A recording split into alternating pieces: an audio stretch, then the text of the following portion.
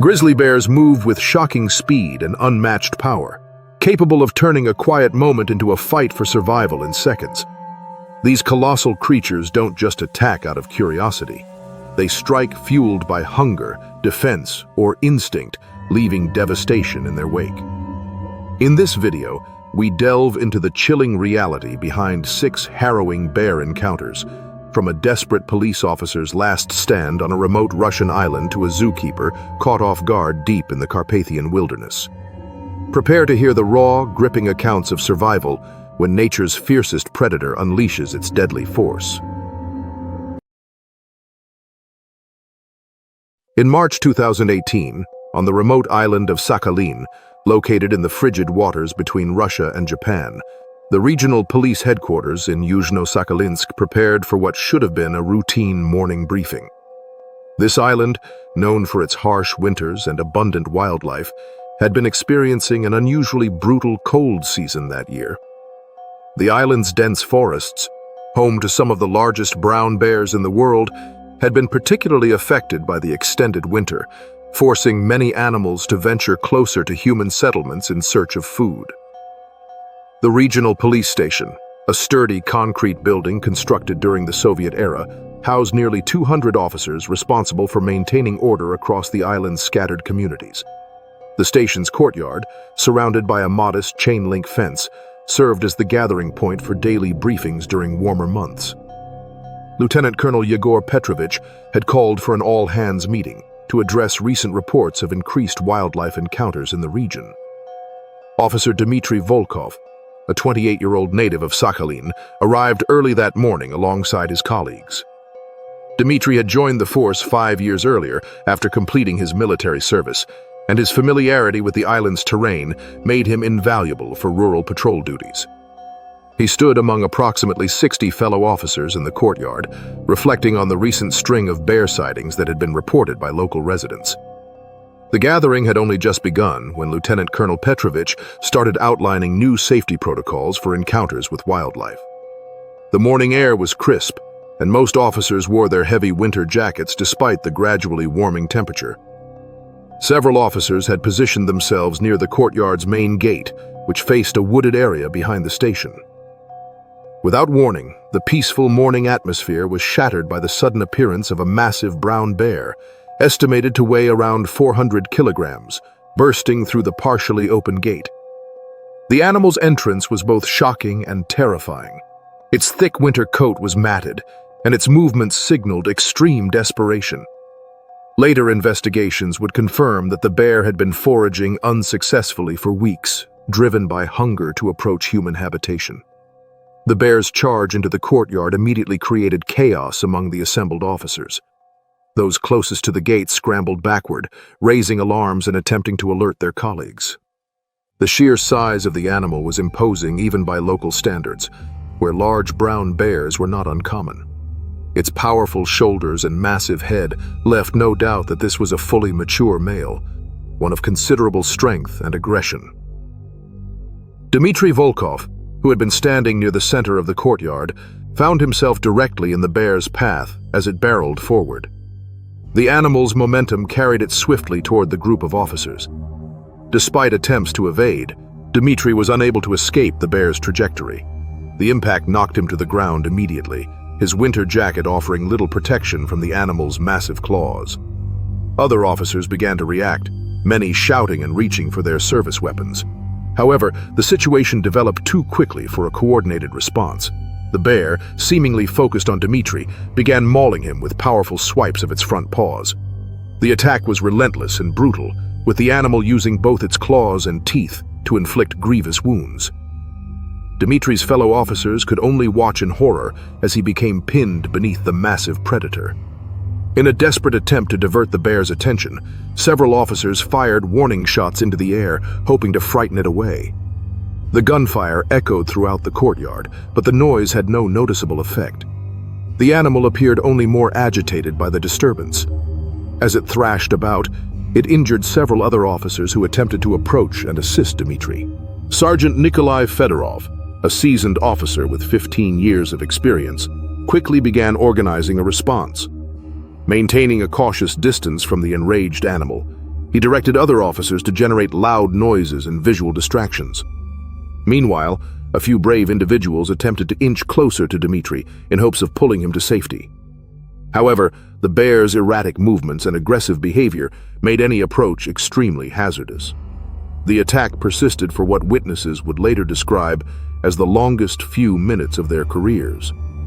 The bear's actions reflected pure desperation, the type of hunger-driven behavior that wildlife experts often warned about during extreme winter conditions. The animal showed no signs of retreating, despite the growing number of officers surrounding it and the continual discharge of firearms into the air. Finally, after approximately 5 minutes of chaos, the bear abruptly disengaged from its assault on Dmitry and began to retreat toward the rear exit of the courtyard. The reasons behind its withdrawal remain uncertain, but likely included the overwhelming noise, the increasing number of officers, and perhaps a growing awareness that escape routes were diminishing. The bear moved with the same startling speed it had exhibited during its initial charge, slipping through the rear gate and vanishing into the dense forest beyond. As soon as the animal fled, officers rushed to Dmitry's aid. The injuries he had sustained were catastrophic.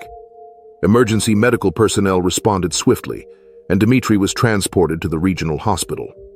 Despite every effort made by the medical team, he succumbed to his injuries later that day. The trauma inflicted during the prolonged assault had simply been too extensive to overcome. The event sent ripples through the law enforcement community on the island. An official investigation later concluded that the bear had likely been lingering near populated areas for several days, driven by starvation. Wildlife officials confirmed that such behavior, while rare, was becoming more likely during prolonged cold snaps when natural food sources grew scarce. In the aftermath, immediate changes were made to station security measures across the region.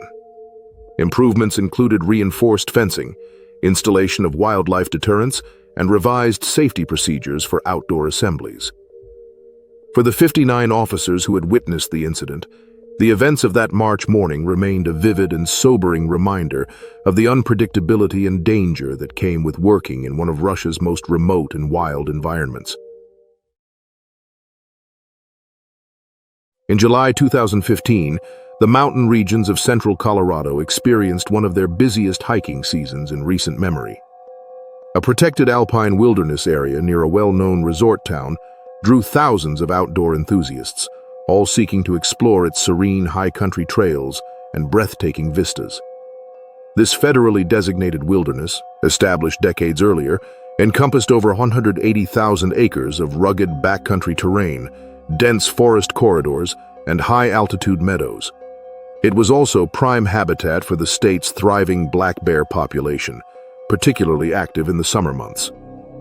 Emily Thornbridge, a 34-year-old software engineer based in Denver, had planned a solo hiking expedition to one of the area's moderately challenging alpine trails.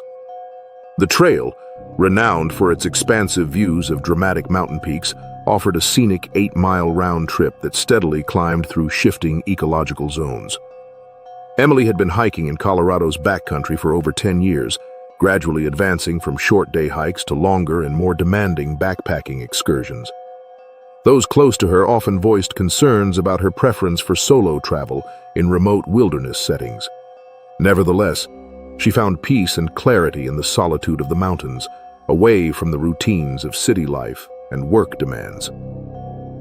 That morning, Emily arrived at the trailhead early, determined to make the most of the ideal weather conditions. The sky was clear, temperatures mild, and there was little wind, an excellent forecast for a high-country hike. Carrying a lightweight day pack stocked with food, water, first aid essentials, a map, and bear spray, she began her ascent through a canopy of quaking aspen and spruce.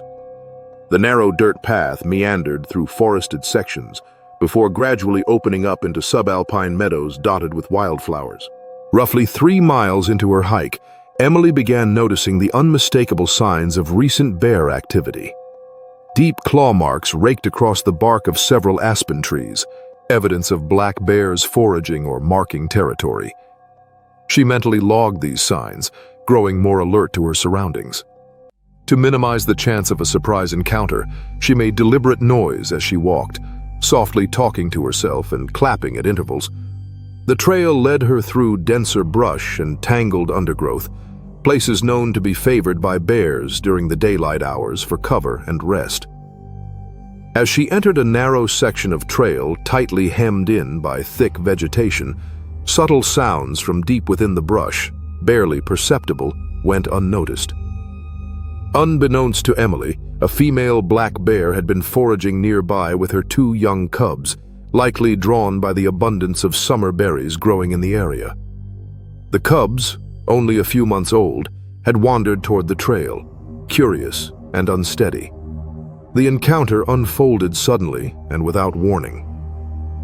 Rounding a bend, Emily found herself just 20 feet from one of the cubs, which stood on the trail looking inquisitive. Though the young bear showed no signs of fear or aggression, its presence immediately signaled danger. Emily recognized that the mother bear would almost certainly be close by, and the situation was volatile. Any perceived threat to the cubs could trigger an aggressive defensive response from the adult bear. Before Emily could slowly retreat or even process her next move, the mother bear burst from the dense brush with startling speed. Weighing an estimated 200 pounds, the bear charged with singular focus and powerful determination. In the chaos, Emily had no time to reach for her bear spray or try to appear larger, common advice for diffusing bear encounters. The impact knocked her off her feet and down a shallow embankment beside the trail. The bear followed in pursuit, striking her with powerful forelimbs. Claws tore through her hiking jacket, leaving long gashes on her arms. Instinctively, Emily curled into a tight ball, protecting her head and neck. She had read extensively about bear behavior and remembered that during defensive attacks, remaining motionless could reduce the severity and duration of the assault. The bear's aggression continued for several seconds that felt far longer. It bit and clawed at her backpack, raked at her shoulders, and hovered dangerously close to vulnerable areas. Emily recalled the bear's breath, hot and damp, passing close to her face as she struggled to remain still, resisting every urge to flinch or cry out. Her arms, though stinging with pain, remained locked around her head. As her strength began to wane and her mental focus faltered, a sudden interruption shifted the balance of the encounter. A large mixed-breed dog appeared through the trees, barking with urgency and charging toward the scene. The dog had wandered away from a nearby campsite, and its owners had been searching for it throughout the morning. Hearing the commotion, the animal had instinctively rushed to investigate.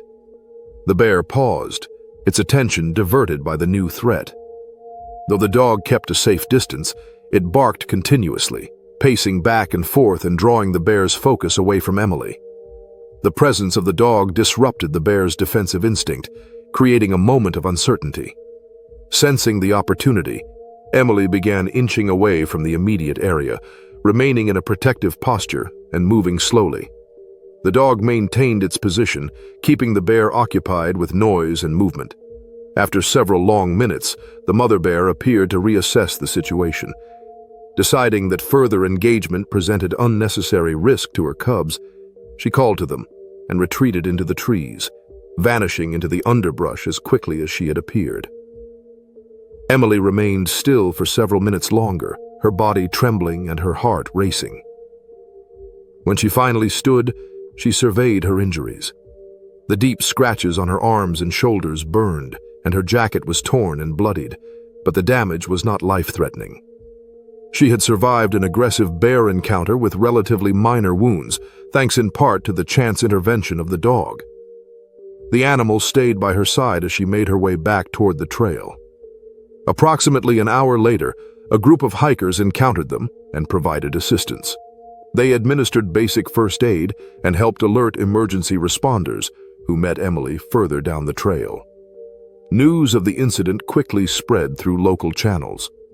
The story drew public interest, not only for the inherent dangers of solo hiking in bear country, but also for the unexpected heroism displayed by the dog. Emily's story became a reminder that wildlife encounters remain unpredictable, even for experienced outdoor adventurer. While preparation and awareness are essential tools in the wilderness, They cannot eliminate every risk. Emily later reflected that the experience, though terrifying, deepened her respect for the unpredictability of wild spaces. It served as a sobering reminder of how quickly conditions can shift in nature, and how moments of chance, whether tragic or miraculous, often shape survival. In August 2012, a remote island off the southern coast of Alaska experienced an unusually warm summer, drawing increased numbers of visitors to its isolated wilderness lodges. One such luxury resort, located on the island's northeastern shore, catered to high-end clientele looking to combine authentic backcountry adventure with upscale accommodations. Known for its dramatic scenery and wildlife diversity, the island had long attracted adventure tourists from across the world. It was also home to the world's largest subspecies of coastal brown bear, an apex predator known for its size, strength, and elusive behavior. Though sightings of these animals were not uncommon, direct encounters with humans remained relatively rare, thanks in part to careful wildlife management practices and strict safety protocols. The resort, established in the late 1980s by a former bush pilot, offered a pristine setting with panoramic views of the island's rugged mountains and the bay below. The facility could accommodate around 40 guests in a collection of well-appointed cabins, each spaced out within a manicured compound. While the area felt secluded, the lodge maintained robust food storage and waste management protocols, essential measures in a location where adult male bears could weigh in excess of 800 pounds. Among the guests visiting during that particular August weekend was Cornelius Blackwater, a 62-year-old retired investment banker from Chicago. Cornelius had recently left his long-held position in the financial industry and was celebrating the beginning of his retirement with what he hoped would be the trip of a lifetime. Accompanied by his wife, Marguerite, he had spent the previous few days enjoying the resort's many activities, including guided fishing excursions and photography outings aimed at capturing Alaska's striking wildlife. The morning of the incident began uneventfully. Guests returned from a successful salmon fishing trip, and staff were busy preparing an outdoor barbecue lunch on the lodge's patio. The dining area, set just outside the main building, featured several sturdy wooden picnic tables arranged around commercial-grade grills where chefs prepared fresh-caught fish and other regional delicacies.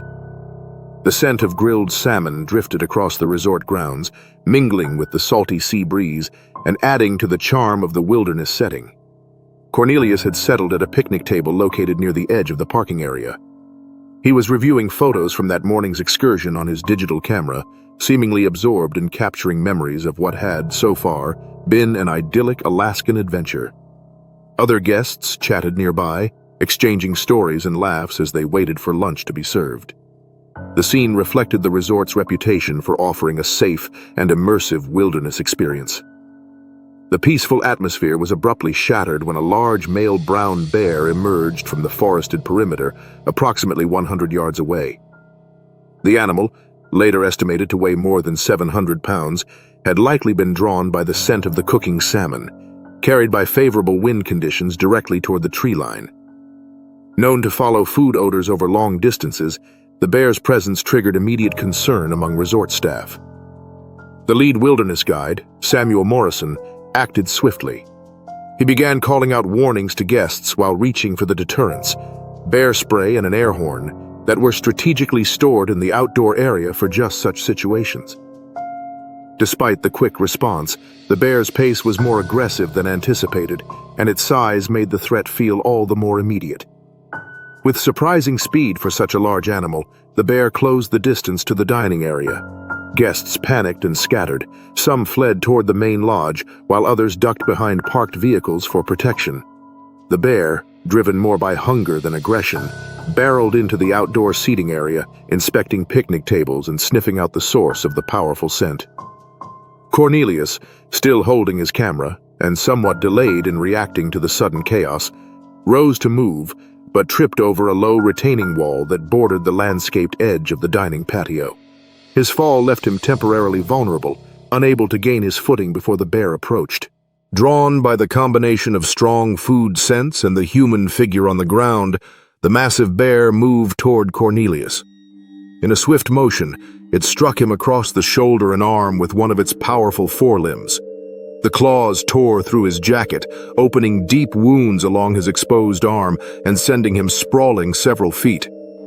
The strike demonstrated the raw strength these animals possess, tools evolved for digging, fishing, and asserting dominance in their environment. Resort personnel reacted immediately. Morrison deployed bear spray directly at the animal's face, while other staff triggered the emergency alert system, a combination of alarms, horns, and recorded predator deterrent sounds. Several employees also prepared emergency medical kits and positioned themselves to assist once the area was secure. The bear paused amid the confusion. Between the stinging cloud of bear spray, the overwhelming noise, and the sudden absence of accessible food, its behavior shifted. While the bear had not acted out of territorial aggression, the chemical irritants and loud human activity were enough to make it reconsider its presence. After another few minutes of erratic movement, investigating overturned tables and pacing, the bear began to retreat. It disappeared into the dense forest as quickly as it had come, leaving behind a scene of scattered guests and overturned furniture. Once it was confirmed that the animal had fully vacated the area, the resort's medical team moved in to treat Cornelius. Staff with wilderness first aid certification provided immediate care, cleaning his wounds and stabilizing his condition. A helicopter evacuation was arranged promptly, transporting him to the nearest regional medical facility located in the island's largest town. Although the injuries were serious, doctors reported that no vital arteries or bones had been compromised. Cornelius would require stitches and follow-up care, but his prognosis was positive. The incident prompted a comprehensive review of the resort's safety procedures. Wildlife officials concluded that an unusual combination of factors, including temperature, wind direction, and the particularly aromatic nature of the food being prepared, had contributed to the bear's attraction to the area. In response, the resort modified its outdoor cooking protocols, relocated grilling stations farther from guest areas, and enhanced its early warning systems for detecting approaching wildlife. News of the event circulated quickly among Alaska's outdoor tourism networks. While some headlines focused on the inherent risks of wilderness travel, others emphasized the rarity of such direct encounters and the swift, effective response of the resort staff. For Cornelius, the memory of the incident would remain vivid. What began as a long-anticipated retirement trip had become a powerful reminder of the unpredictable nature of true wilderness. He later reflected that while the adventure had veered far from what he expected, it offered an unforgettable lesson in humility and respect for the natural world. In September 2009, the vast and remote wilderness areas of south-central Alaska were under growing threat from illegal poaching operations. These criminal activities, focused on harvesting valuable wildlife, posed a particular danger to protected habitats deep within the Chugach National Forest. Spanning more than 5 million acres of rugged mountains, dense forest, and glacial valleys, the Chugach region served as critical habitat for many species, including Alaska's powerful and elusive grizzly bears. Amid rising concerns over unlawful snaring and trapping in the area, wildlife officials remained on high alert. Among the seasoned professionals responding to this uptick in activity was a 43-year-old conservation officer named Mikhail Volodymyr. Originally from Ukraine, Mikhail had immigrated to Alaska in the early 1990s, drawn by the state's expansive wilderness and promise of purpose. Over 15 years of fieldwork, he had built a reputation for bravery and competence, particularly in the high-risk world of large predator rescue. As part of a specialized wildlife response division, he had helped save dozens of animals caught in illegal traps, operations that required a steady hand, sharp instincts, and unwavering resolve. On a cold September morning, a bush pilot flying a routine wildlife survey mission contacted authorities to report a disturbing sight. He had spotted what appeared to be a large bear entangled in several cable snares in a remote stretch of wilderness, some 60 miles northeast of Anchorage. The pilot's description suggested the animal was a grizzly, massive and clearly in distress, with visible injuries and erratic movement. The area was only accessible by air, heightening the logistical challenge of any rescue attempt. Mikhail responded without hesitation. Accompanying him was Donald Mackenzie, a 51-year-old Alaskan native and fellow wildlife officer with decades of experience in backcountry operations. The two men had worked together for years, forming a bond rooted in trust and shared purpose. Their gear included tranquilizer rifles calibrated for large mammals, bolt cutters capable of severing thick metal cables, and emergency medical kits tailored for both animal and human emergencies. The helicopter flight to the site took more than an hour, crossing deep river valleys and climbing over snow-dusted peaks as it neared the reported coordinates. As they circled for a landing, the team could see the animal below. The bear, later estimated to weigh more than 600 pounds, was caught in a brutal configuration of overlapping steel snares affixed to trees. It had clearly been fighting for survival for days. The snares had dug deep into its limbs and torso, exposing raw tissue and leaving large bloodstains on the surrounding brush. The sight was grim. The bear's movements were erratic and slowed, the toll of blood loss and dehydration visible in every step. Mikhail and Donald identified a landing zone roughly 200 yards away and began their approach on foot. Standard protocol in these scenarios called for tranquilizing the animal from a safe distance before any attempt to cut the restraints. But the terrain was thick with underbrush and the angles were poor. The bear's body was partially obscured, and the twisted cables limited clear line-of-sight opportunities. Determined to act, Mikhail began a slow, deliberate approach through the undergrowth, hoping to get close enough to deliver an effective tranquilizer shot. Donald stayed further back, monitoring the situation and prepared to intervene if necessary. Mikhail's movement was cautious and calculated, his voice low and calm in an effort to reduce the bear's stress.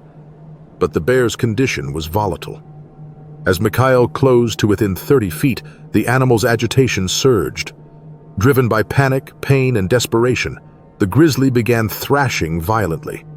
One of the main snares snapped with a metallic crack, releasing part of its front leg and instantly granting the animal greater mobility. The sudden freedom turned the dangerous situation into a critical emergency. Now partially mobile, the bear fixed its attention on Mikhail. In an instant, the animal lunged, covering the remaining ground with astonishing speed. Mikhail had no time to retreat. He raised his tranquilizer rifle but couldn't fire fast enough. The bear collided with him in a blur of fur, claws, and fury, striking him with its massive forelimbs and knocking him to the ground. Donald watched helplessly from his position, unable to safely use his own rifle without risking further injury to his partner. He attempted to shout, bang metal objects, and fire warning shots, but the bear was beyond reason. Enraged and disoriented, it remained fixated on Mikhail. The attack lasted for several minutes, each one an eternity in the wilderness. The bear, acting out of desperation more than malice, eventually began to tire. Blood loss, exhaustion, and the weight of its own injuries slowed it down. It withdrew slightly, retreating as far as the remaining cables would allow. Donald rushed to Mikhail's side the moment the bear disengaged, but it was too late. The injuries were catastrophic. There was nothing more to be done. The death of a veteran wildlife officer during a rescue mission sent shockwaves through Alaska's conservation community. Investigators quickly determined that the snares were illegally set by poachers. Their target had likely been bears, wolves, or other high-value predators, species protected under state and federal law. The discovery of such equipment in a protected area underscored the dangerous overlap between criminal exploitation and environmental stewardship. Mikhail's death became a rallying cry. Advocacy groups called for stricter penalties for illegal trapping and enhanced surveillance of wilderness corridors. The incident served as a harsh reminder that poaching doesn't just harm wildlife, it endangers the lives of those who work tirelessly to protect it. For Donald, the loss was personal. Years of shared missions, cold mornings, and narrow escapes had forged a deep connection between the two men. Witnessing the tragedy firsthand left him with the heavy burden of survival, a weight compounded by the knowledge that the risks of the job, though known, could never be entirely mitigated. In the end, Mikhail Volodimir's final mission illustrated both the nobility and the peril of wilderness conservation. He had given everything in the effort to save a wounded creature, and in doing so, reminded the world that defending the wild is never without cost.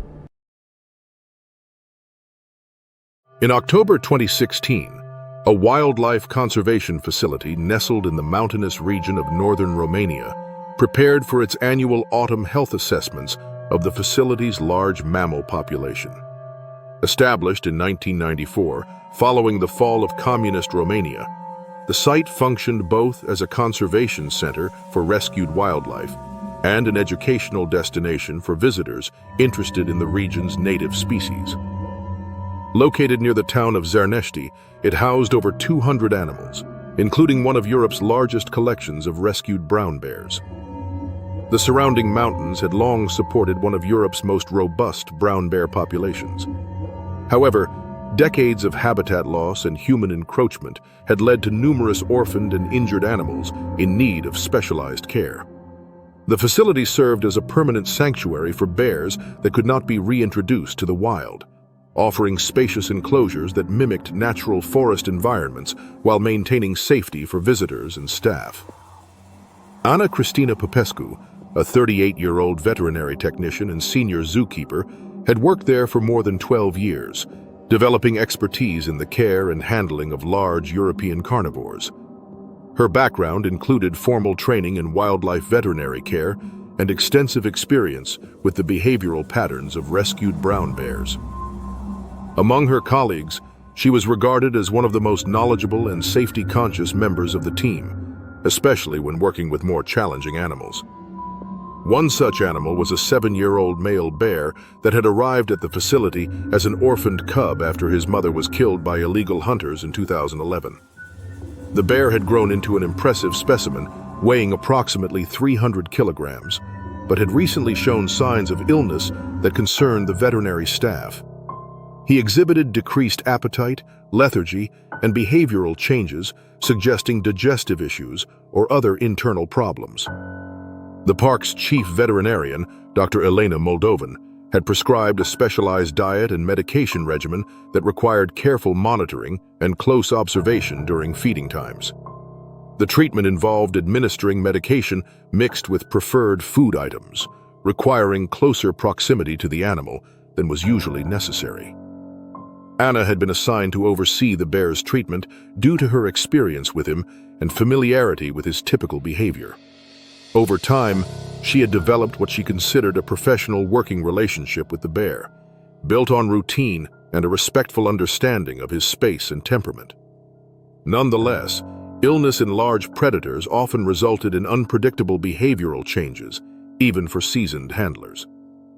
The morning of the incident began with Anna preparing the bear's medicated food in the facility's specialized preparation area. The medication was mixed with fresh salmon, a favorite, to ensure ingestion. Anna had completed this routine dozens of times over the past several weeks, and the bear had generally responded well. His enclosure featured a secure feeding area separated from the main habitat by reinforced barriers that allowed food to be delivered safely while maintaining proper distance. However, his illness had made him reluctant to approach the usual feeding station, requiring Anna to place food closer to his preferred resting areas. As she entered the secure feeding corridor adjacent to the enclosure, Anna noticed the bear appeared more alert than in recent days. At first, this seemed encouraging, possibly signaling improvement. Later reflection suggested the increased activity may have been a sign of stress rather than recovery. The bear had been resting in a shaded area near the enclosure's artificial cave structure as Anna began the feeding procedure. His behavior appeared typical as she placed the medicated salmon at the designated location and initiated the standard cues meant to encourage eating. As she turned to exit, his demeanor shifted dramatically. He charged the reinforced barrier separating the feeding corridor from the main enclosure with surprising speed and force. Anna was caught completely off guard. He had never shown aggression during previous interactions. The impact rattled the reinforced structure, though it held as designed. Anna, positioned near the gate, was within reach when the bear thrust his front paws through the mesh. His claws caught her jacket and arm, yanking her against the barrier with alarming force. The impact caused immediate injuries to her shoulder and back. He continued the aggressive display, vocalizing in a way Anna had never heard before. His behavior, likely triggered by illness and heightened stress, had shifted from routine to threatening in a matter of seconds. Anna was pinned, unable to retreat due to his grip on her clothing. Nearby staff immediately recognized the emergency. Senior keeper Radu Ionescu activated the alarm while grabbing noise-making devices meant to distract aggressive animals. Other staff members arrived with bear spray and emergency medical kits, but the design of the feeding area made direct intervention difficult. A coordinated response followed. Loud air horns and the activation of water sprinklers inside the enclosure succeeded in startling the bear enough to break his focus. He eventually released Anna and retreated to the opposite side of the habitat, allowing staff to extract her and begin first aid. Anna suffered deep cuts on her arm and shoulder from the bear's claws, along with bruises and potential internal injuries from being slammed against the barrier. Emergency medical personnel transported her to a hospital in Brasov, where she underwent treatment, including surgery to repair the lacerations. The incident triggered a thorough review of the facility's handling protocols, especially those involving sick animals whose behavior might be altered by their condition. Wildlife experts emphasized that stress and illness could significantly affect captive predator behavior, turning even routine interactions into potentially dangerous encounters. For Anna, the experience served as a sobering reminder that even years of familiarity and caution could not eliminate the inherent risks of working with powerful, unpredictable animals. In March 2014, the Arctic Ocean, north of a remote Norwegian archipelago, presented harsh conditions for a multinational research expedition studying the effects of climate change on sea ice formation.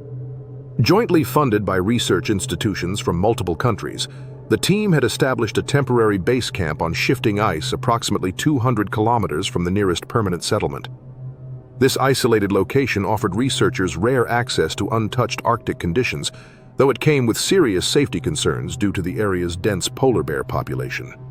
The surrounding region supported one of the highest concentrations of polar bears in the world, with several thousand individuals inhabiting the ice in nearby waters.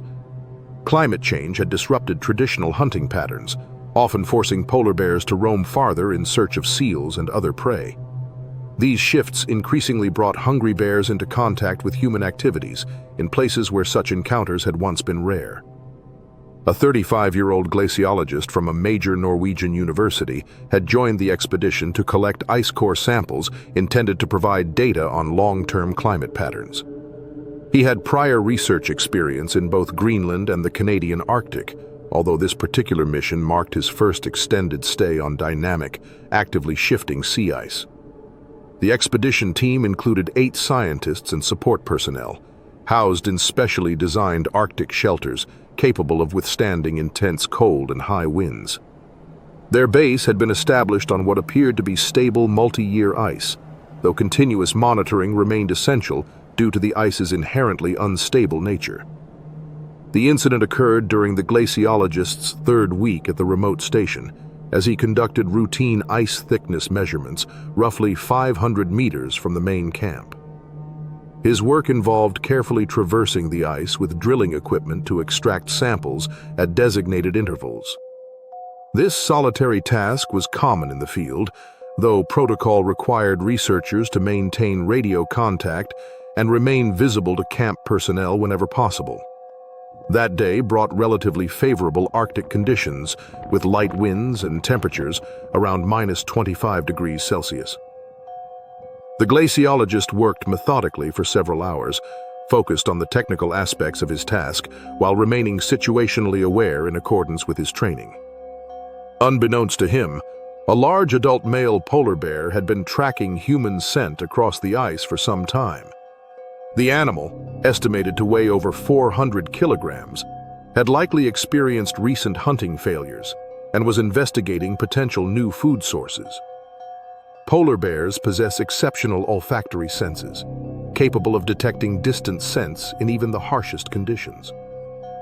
Using low terrain features and snowdrifts to stay concealed, the bear silently approached the researchers' position. Despite its immense size, it moved with skilled stealth, coming within 50 meters before being noticed. The glaciologist first sensed something was wrong when movement entered his peripheral vision as he examined an ice core. Instantly, he recognized the approaching figure as a polar bear and understood the imminent threat. Attacks from such animals were rare, but given their power and persistence when driven by hunger, they were often fatal. The bear charged with astonishing speed, closing the distance in seconds with fluid, deadly efficiency. The glaciologist attempted to flee toward camp while reaching for the emergency flare gun carried by all members, but the flat, exposed terrain offered no cover, and the bear overtook him before he could create sufficient distance. The impact knocked him to the ice, his insulated clothing offering little protection from the bear's powerful claws and teeth. It bit down on his arm and shoulder, inflicting serious wounds despite his protective gear.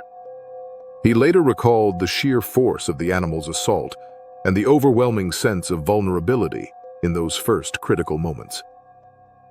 Team members at the camp, alerted by his urgent radio transmissions, initiated emergency response procedures and began moving toward his location. However, the distance and terrain made immediate assistance impossible, leaving him alone during the most dangerous phase of the attack. As his strength waned under the sustained assault, the Arctic ice emitted a loud, cracking sound typical of the region. Caused by the shifting and grinding of massive ice sheets under wind and current pressure, this thunderous noise echoed across the landscape. Though a common environmental feature, its timing proved pivotal. The sudden crack startled the bear, causing it to pause and assess the new disturbance.